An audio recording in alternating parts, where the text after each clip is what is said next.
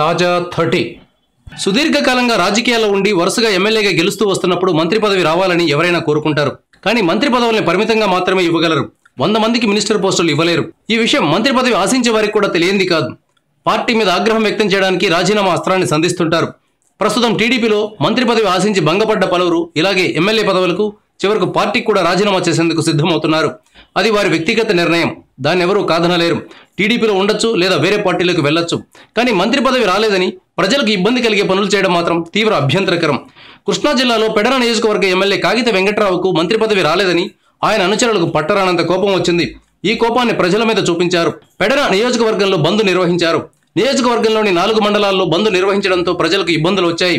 కాగిత వెంకట్రావు గౌడ్ సామాజిక వర్గానికి చెందినవారు. 5 సార్లు ఎమ్మెల్యేగా గెలిచారు. గతంలో మంత్రిగా కూడా పనిచేశారు. చంద్రబాబు గౌడ్ ఉపకులానికి చెందిన పితాని సత్యనారాయణకు మంత్రి పదవి ఇచ్చారు. ఇది కాగిత వెంకట్రావుకు కోపం కలిగించింది. ఎమ్మెల్యే పదవికి గుడ్ బై చెప్పే ఆలోచనలో ఆయన ఉన్నారు. కార్యకర్తగా ఉంటాను, పార్టీకి పనిచేస్తాను తప్ప నేను పార్టీకి ద్రోహం చేసే వ్యక్తిని కాదు, పార్టీలు ఫిరాయించేవాడు కాదు, పార్టీలు మారేవాడు కాదు. పార్టీ కోసం పక్కన చూసి ఎవరు డబ్బులు ఇస్తే కోట్లు ఇస్తే వాళ్ళంగా పోదాం అనేటటువంటి ఆలోచన నాకు లేదు.